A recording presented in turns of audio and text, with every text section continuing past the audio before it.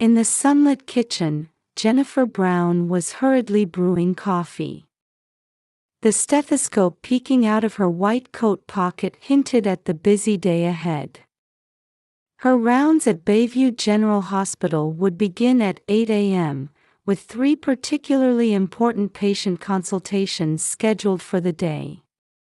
"Amy, breakfast is ready," Jennifer called upstairs while glancing at the family photo hanging on the living room wall. In the picture, her 15-year-old daughter Amy was smiling, nestled close to her stepfather Michael. It had been a year since that photo was taken. Back then, Amy's cheeks had been rosier, her long black hair dancing in the wind, her blue eyes full of hope. On the table, she had prepared blueberry pancakes and fresh juice, Amy's favorites. Every morning, she thoughtfully planned the menu for her daughter, whose appetite had been declining. This was her daily routine, not as a doctor, but as a mother. The days following her husband's death in a car accident 3 years ago had felt like a world devoid of light. The cold sensation she felt when pronouncing her husband's death in the emergency room still haunted her at times. She had managed to keep going by immersing herself in her work as a pediatrician, fortunately supported by her high reputation at the hospital and the encouragement of many patients and colleagues. Light returned to her life through a chance encounter at a charity event. At a hospital fundraiser, she found herself seated next to Michael Wilson, an investment banker. Michael captured Jennifer's heart with his gentlemanly demeanor and intellectual charm. Above all, she saw the possibility of a new family in the way he bonded with her only daughter Amy. During their first dinner together, Michael listened intently to Amy's future dreams and even offered advice about medical school. Amy, in turn, quickly warmed to Michael, calling him a wonderful father. Their wedding was small but warm. Michael's parents wholeheartedly welcomed Amy as their new granddaughter. Setting up their new home in Brookline's upscale neighborhood, they seemed to be taking their first step as an ideal family. However, tragedy struck 1 year after the wedding. Amy was diagnosed with a severe autoimmune disease. She began missing school due to sudden high fevers and severe joint pain.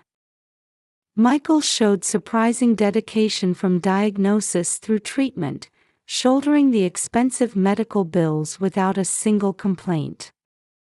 "Sorry, Mom. I'm not feeling well today." Amy's complexion was poor as she came down the stairs. Over these 2 years, the cycle of hospitalizations had gradually drained the vitality from her daughter. Still, Amy hadn't given up on her dream of becoming a doctor. She would read medical textbooks in her hospital bed and even encourage other children fighting the same illness. "It's all right, don't push yourself. Let's have you study from home today." Jennifer placed her hand on her daughter's forehead, feeling a slight fever. Hiding her worried expression, she gave her a light kiss. "Where's Michael?" "He left for an early morning meeting, but he'll be back in the evening. He said he'll make your favorite pasta." Mother and daughter shared a quiet moment before breakfast.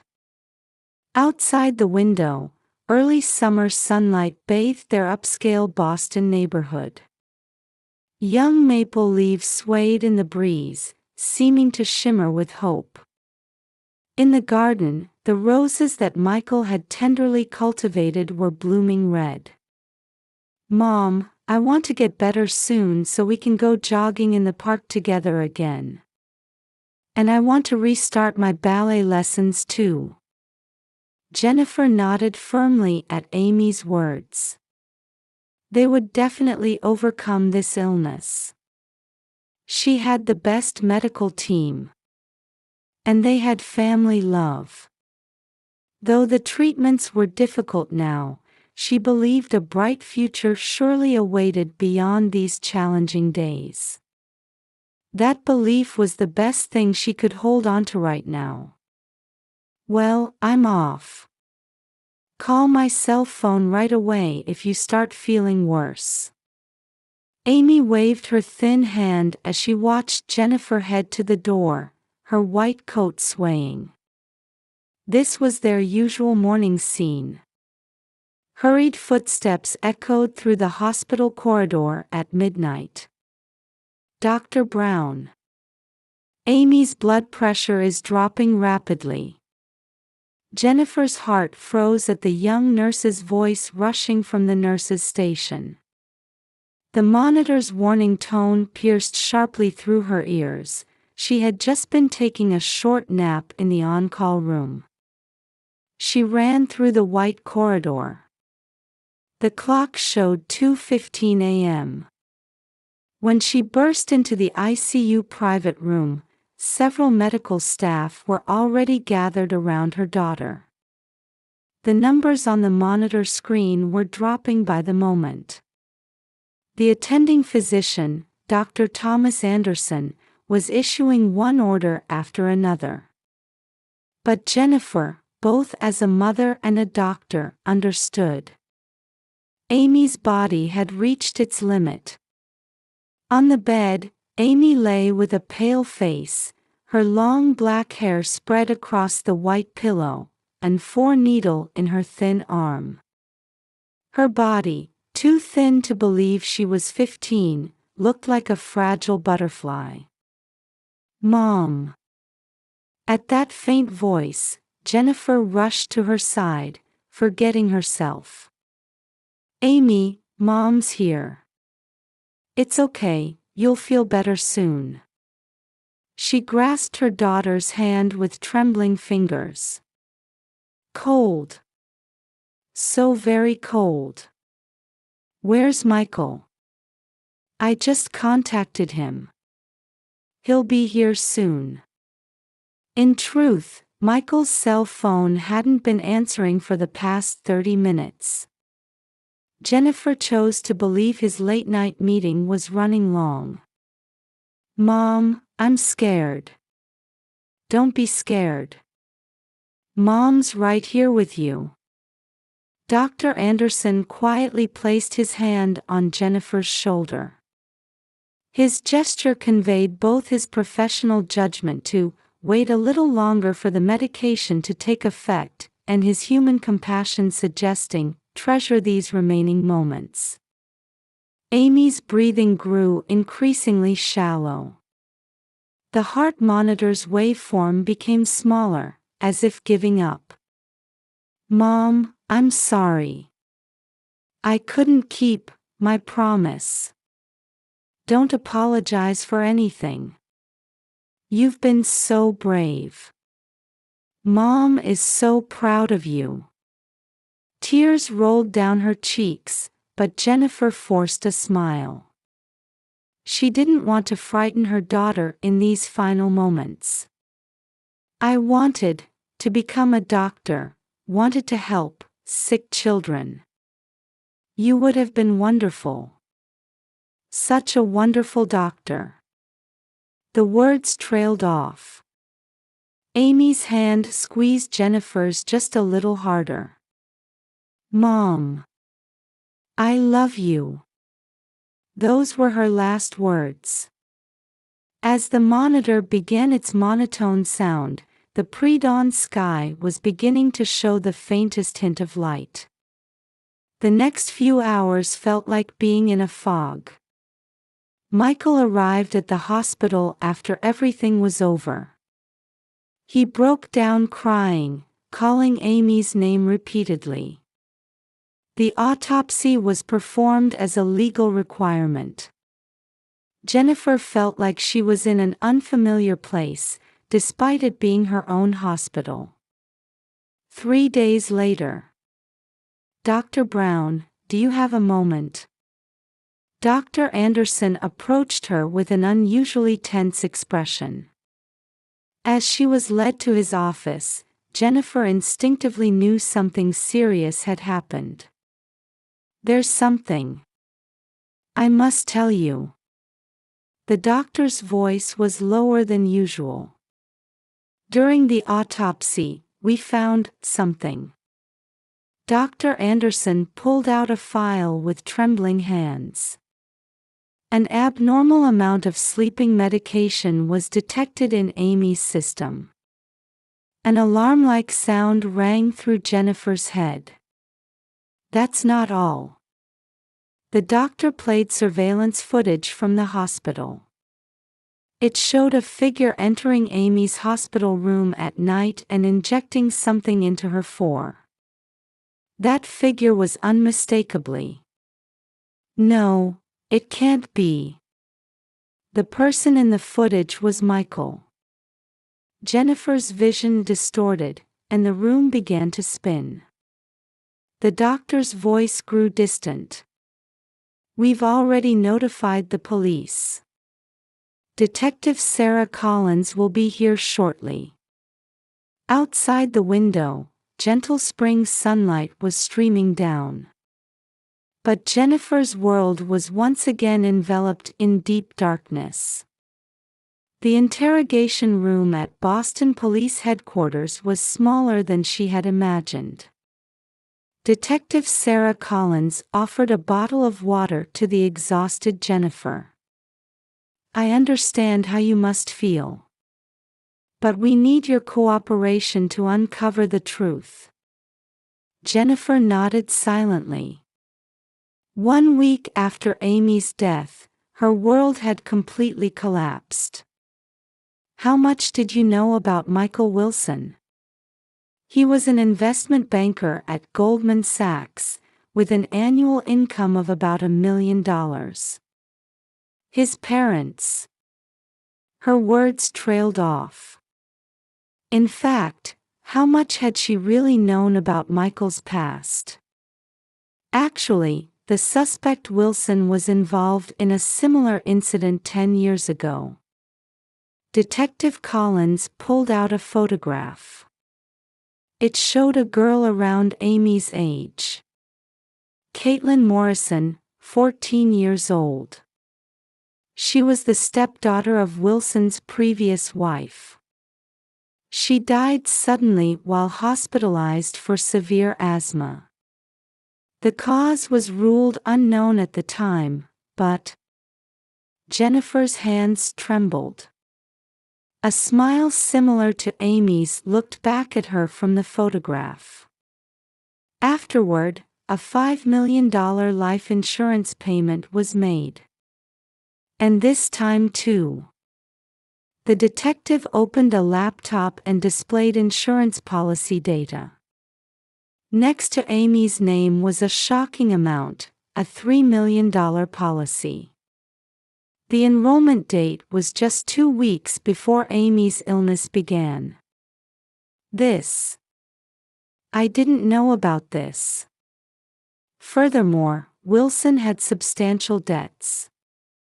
Investment losses totaling about $2 million. Jennifer felt nauseous as the facts continued to emerge. Had her poor judgment cost her daughter's life? That thought pierced her chest like a sharp blade. When she left the interrogation room, reporters had gathered in the hallway. How did the doctor mother not notice? Why couldn't she see through her stepfather's crime? The questions were relentless. That night, Jennifer entered Amy's room for the first time since her death. She hadn't had the courage to enter until now. She felt as if Amy's scent still lingered on the bed. On the desk were neatly arranged textbooks and notebooks. Reference books for medical school admission were marked with numerous sticky notes. And in the back of a drawer, She found a diary and a small voice recorder. August 15th. After the 4 again, I suddenly felt sleepy. It feels different from my usual medication. Michael is taking care of me, but something feels off. I don't want to worry Mom though. Amy's trembling voice broke the silence. August 20th.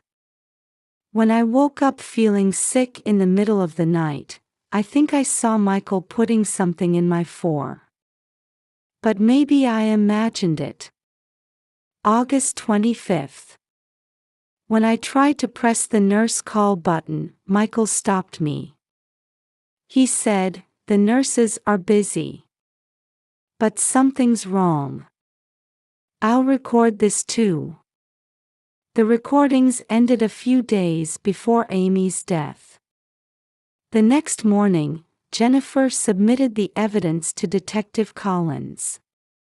Expert analysis confirmed that the recordings captured sounds of 4 bag changes and syringe handling.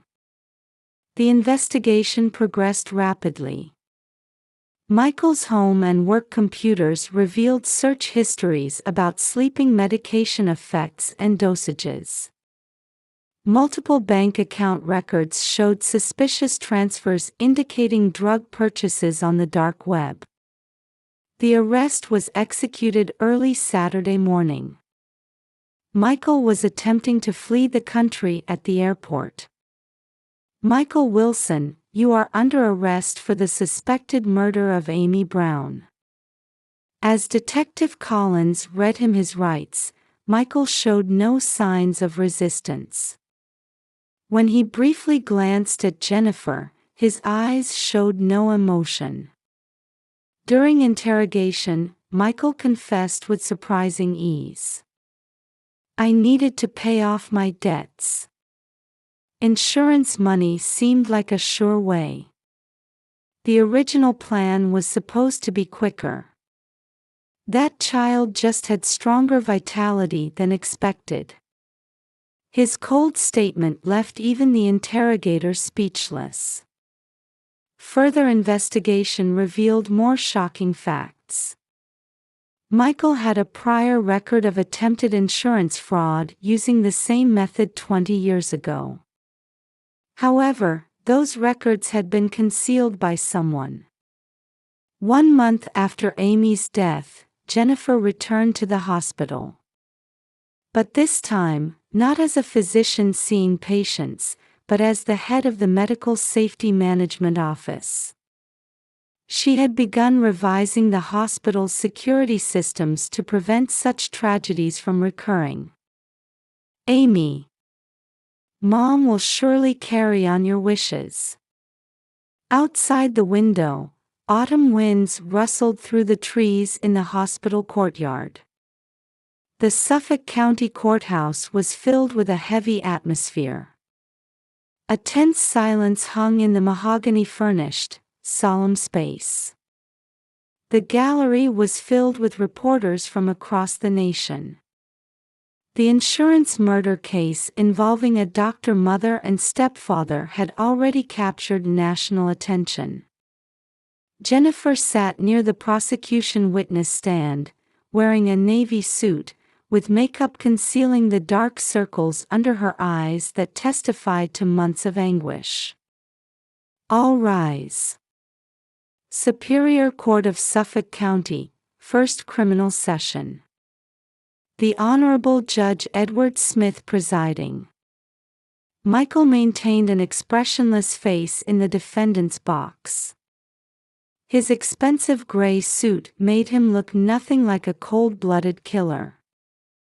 That made the horror of this case all the more striking.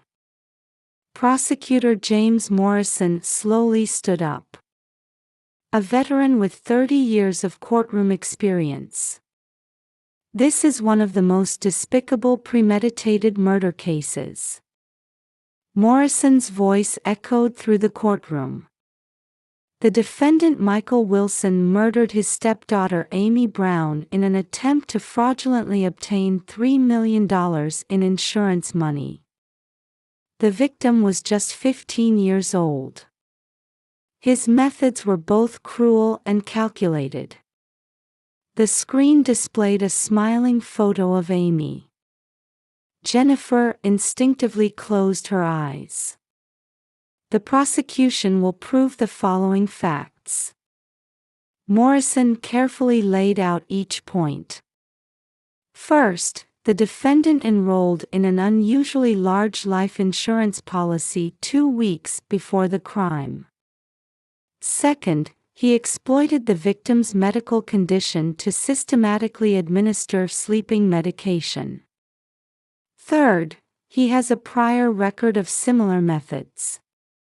The defense's argument was predictable. Our client was a loving stepfather, defense attorney Robert Clark argued. He paid expensive medical bills and provided dedicated care. The prosecution's claims are merely a collection of circumstantial evidence. However, decisive evidence was presented one after another.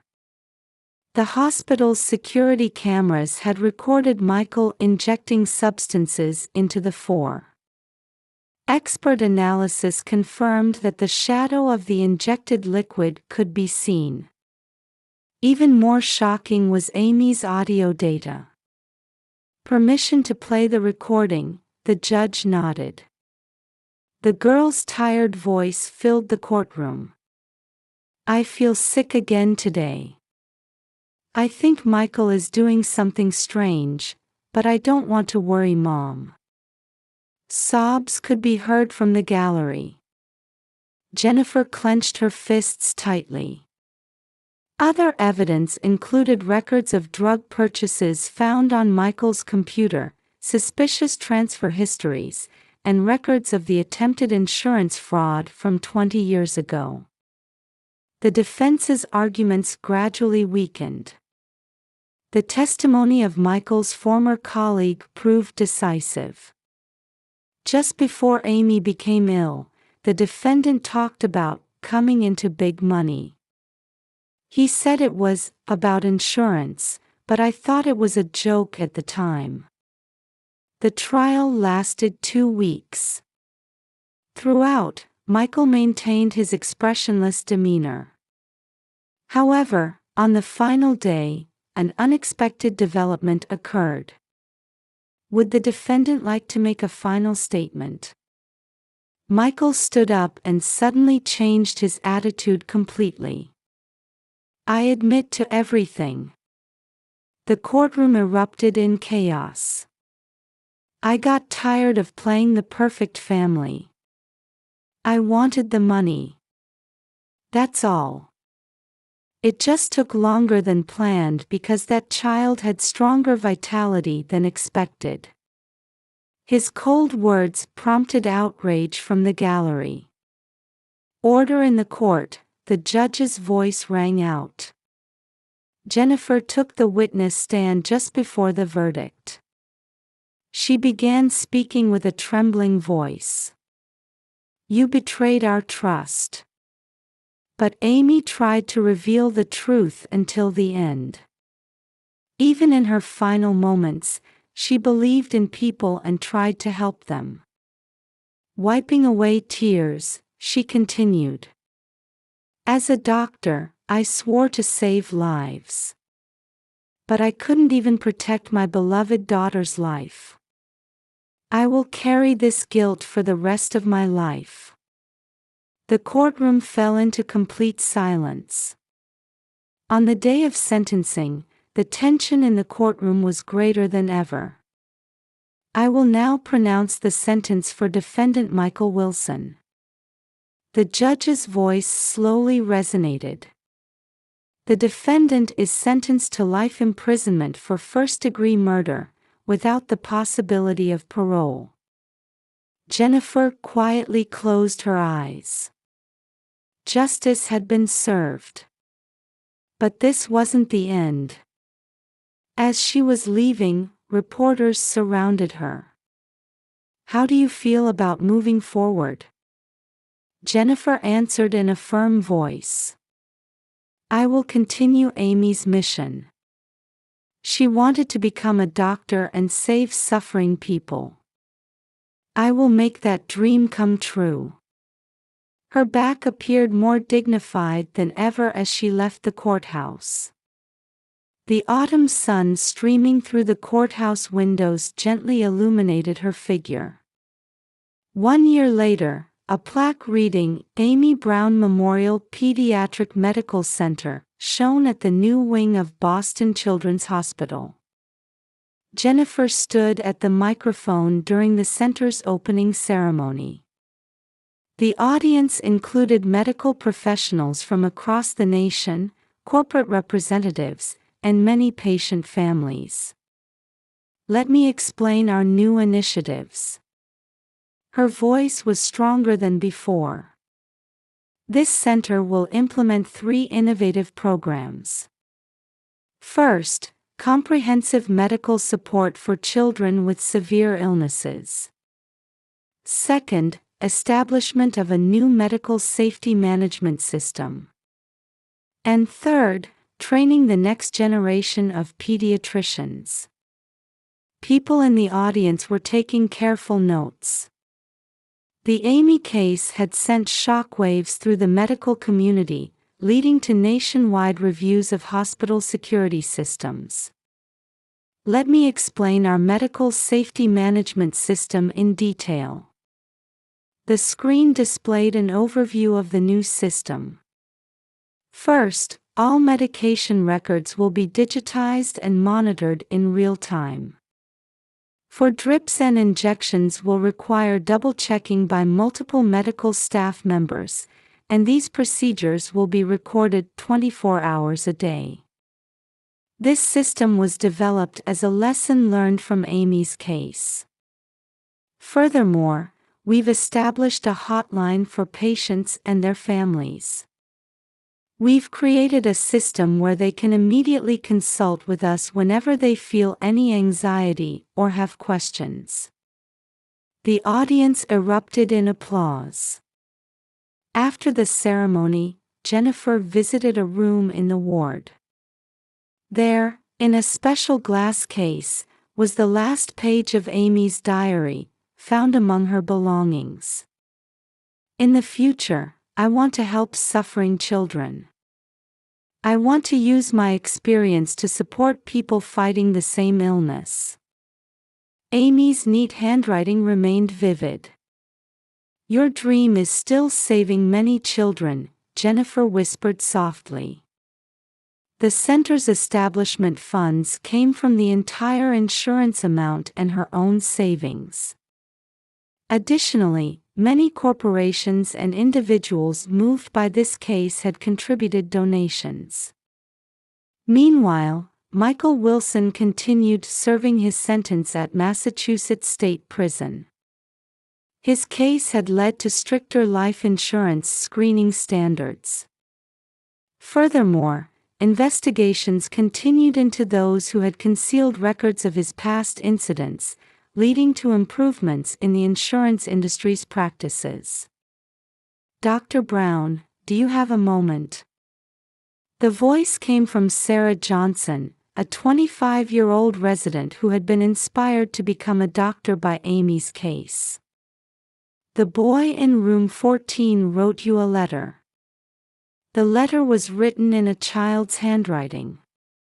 "Dear Dr. Brown, when I grow up, I want to become a doctor too and help sick children."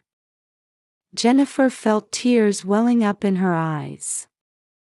Amy's spirit was surely being passed on to the next generation. Every Friday, the center held a special event called Amy's Cafe. It was a place where hospitalized children and their families could gather and share their experiences and feelings. Today too, children of various ages were chatting with smiles on their faces. "Mom, are you watching? I'm going to get better, I promise." "Doctor, I want to work here someday too. I'm not scared of the next treatment. Everyone's cheering me on. The children's bright voices echoed through the room. Outside the window, cherry trees planted in the center's courtyard were gently blooming. They were Amy's favorite flowers. Every year in this season, the full blossoms could be seen from the hospital rooms. That evening, Jennifer decided to head home early for the first time in a while. In her living room, precious mementos of Amy were carefully displayed. In the photo frame, Amy remained forever 15, showing her bright smile. Next to it lay a poem she had written. Hope is like the stars. Even when we can't see them, they're always there. So I keep walking forward. Outside, it was a gentle spring twilight. The wind blowing through the trees announced the arrival of a new season. Jennifer sat at her desk and opened her diary. She had written in it every day without fail since Amy's death. Amy, today too, many children were receiving courage from you. Your dream is surely bearing fruit. As she moved her pen across the page, she smiled quietly. The sadness would never completely disappear. However, there was definitely a power there to transform that sadness into hope. Tomorrow would bring another new day. And work that would light up someone's life, carrying Amy's spirit, was waiting for her.